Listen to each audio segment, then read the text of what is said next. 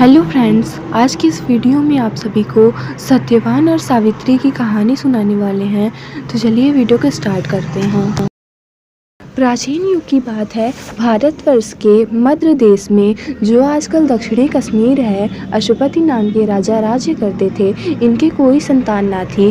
जो जो अवस्था बीतती गई, इन्हें संतान न होने से चिंता हुई।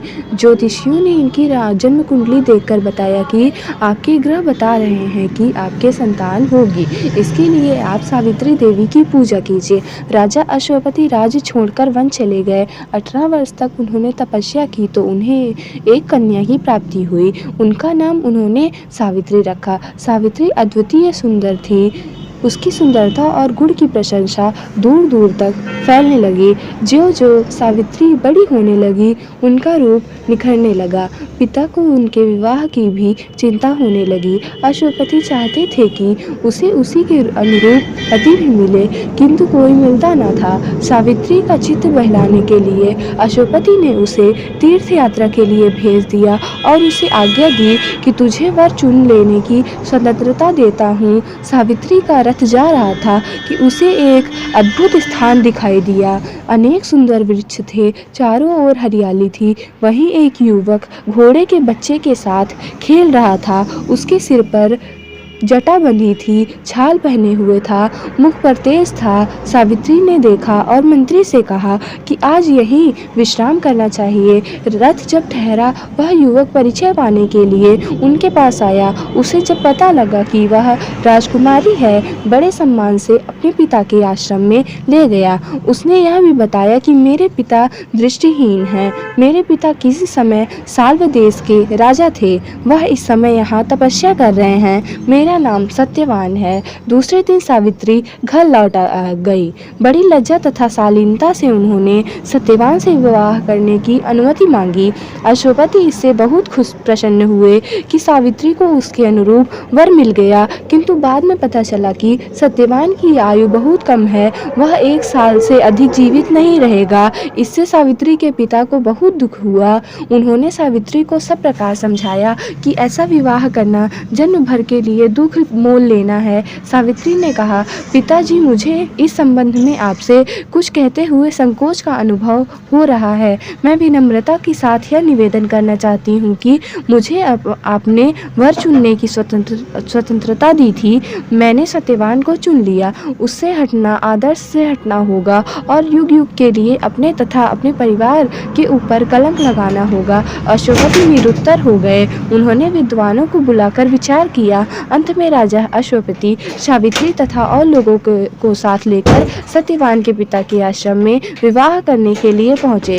उन्होंने सत्यवान के पिता द्युमेध सेन के सामने सावित्री के विवाह का प्रस्ताव रखा। द्युमेध सेन पहले तो अस्वीकार कर दिया। वह बोले, महाराज, मैं दरिद्र हूँ, तपस्या कर रहा हूँ। यद्यपि किसी समय राजा था, किंतु अब तो कंगाल हूँ। राजकुमारी को किस प्रकार अपने यहाँ रख सकूंगा। अश्वपति ने स्थिति बताते हुए विवाह के लिए आग्रह किया। अंत में सत्यवान के पिता मान गए और आश्रम वन में दोनों का विवाह हो गया। अश्वपति बहुत सा धन अलंकार दे रहे थे। द्युमत सेन ने कुछ भी नहीं लिया। उन्होंने कहा, मुझे इनसे क्या काम। विवाह के पश्चात सावित्री वहीं आश्रम में रहने लगी। उन्होंने अपने सास ससुर तथा पति सत्यवान की सेवा में अपना मन लगा दिया। सत्यवान और सावित्री सदा लोक कल्याण तथा उपकार की बातें करते थे। सावित्री दिन भर घर का काम काज करती थी। जब उन्हें अवकाश मिलता था, वह भगवान से बड़ी लगन के साथ प्रार्थना करती थी कि मेरे पति की दीर्घायु हो। जो जो समय निकट आता गया, उनकी चिंता बढ़ती गई। जब सत्यवान के जीवन के 3 दिन शेष रह गए थे, सावित्री ने भोजन भी छोड़ दिया और रात दिन प्रार्थना करने लगी। लोग भोजन करने के लिए समझाते, किंतु वह सबका अनुरोध टालती रही।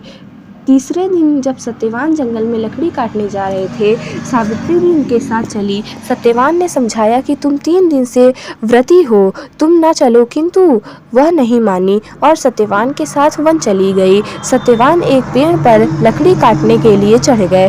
थोड़ी देर में उन्होंने बहुत सी लकड़ी काटकर गिरा दी। सावित्री ने कहा, अब लकड़ी बहुत है, उतर आइए। सत्यवान पेड़ से उतरे। उन्होंने कहा, मेरे सिर में चक्कर आ रहा है। सत्यवान धीरे धीरे बेहोश होने लगे और कुछ ही क्षण में उनके प्राण पखेरु उड़ गए। यद्यपि सावित्री जानती थी, फिर भी उन्होंने अपने पति को निष्प्राण देखा। वह विलाप करने लगी। इसी समय उन्हें ऐसा जाना पड़ा कि कोई भयानक किंतु तेजपूर्ण परछाई उनके सामने खड़ी है। उसे देखकर सावित्री भयभीत हो गई। न जाने कहां से उनमें बोलने का साहस आ गया। उन्होंने कहा, प्रभु आप कौन हैं? उस छाया ने कहा, मैं यमराज हूँ। मुझे लोग धर्मराज भी कहते हैं। मैं तुम्हारे पति के प्राण लेने आया हूँ। तुम्हारे पति की आयु पूरी हो गई है। मैं उनके प्राण लेकर जा रहा हूँ। इतना कहकर यमराज सत्यवान के प्राण लेकर चले गए। सत्यवान का शरीर धरती पर पड़ा रहा। सावित्री भी यमराज के पीछे पीछे चलने लगी। थोड़ी देर बाद यमराज ने मुड़कर पीछे देखा तो सावित्री भी चली आ रही थी। यमराज ने कहा, सावित्री तुम कहाँ चली आ रही हो?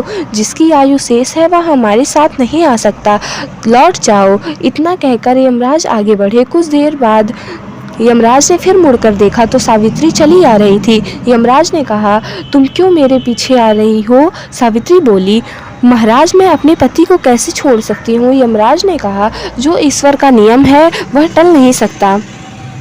तुम चाहो तो कोई वरदान मुझसे मांग लो, सत्यवान का जीवन छोड़कर, और जो मांगना हो मांगो और चली जाओ। सावित्री ने बहुत सोचकर कहा, मेरे सास ससुर देखने लगे और उन्हें उनका राज्य मिल जाए। यमराज ने कहा, ऐसा ही होगा। थोड़ी देर बाद उन्होंने देखा कि सावित्री फिर पीछे पीछे आ रही है। यमराज ने सावित्री को बहुत समझाया और कहा, अच्छा एक वरदान और मांग लो। सावित्री ने कहा, मेरे पिता को संतान प्राप्त हो जाए। यमराज ने यह वरदान भी दे दिया और आगे बढ़े। कुछ देर दूर जाने पर यह जानने के लिए कि सावित्री गई, उन्होंने पीछे गर्दन मोड़ी। देखा सावित्री चली आ रही थी। उन्होंने कहा, सावित्री तुम क्यों चली आ रही हो? ऐसा कभी नहीं हुआ कि कोई व्यक्ति सशरीर मेरे साथ जा सके, इसलिए तुम लौट जाओ। सावित्री ने कहा, मैं इन्हें छोड़कर नहीं जा सकती, शरीर का त्याग कर सकती हूँ। यमराज चकराए कि यह कैसी स्त्री है इतनी दृढ़, कोई बात ही नहीं मानती, पता नहीं क्या करना चाहती है। उन्होंने कहा, अच्छा एक वरदान मुझसे और मांग लो और मेरा कहना मानो। भगवान की जो आज्ञा है उसके विरुद्ध लड़ना बेकार है। सावित्री ने कहा, यमराज आप यदि वरदान ही देना चाहते हैं तो यह वरदान दीजिए कि मुझे संतान प्राप्त हो जाए। यमराज ने कहा, ऐसा ही होगा। यमराज आगे बढ़े, किंतु कुछ ही दूरी पर उन्हें ऐसा लगा कि वह लौटी नहीं। यमराज को क्रोध आ गया। उन्होंने कहा, तुम मेरा कहना नहीं मानती हो। सावित्री ने कहा, धर्मराज आप मुझे संतान प्राप्ति का आशीर्वाद दे चुके हैं और मेरे पति को अपने साथ लिए जा रहे हैं, यह कैसे संभव है? यमराज को अब ध्यान आया। उन्होंने सत्यवान के प्राण छोड़ दिए और सावित्री की दृढ़ता और धर्म की प्रशंसा करते हुए चले गए। इधर सावित्री उस पेड़ के पास पहुंची जहां सत्यवान का शरीर पड़ा था। सावित्री ने अपनी दृढ़ता तथा तपस्या के बल से असंभव बात संभव बना दी।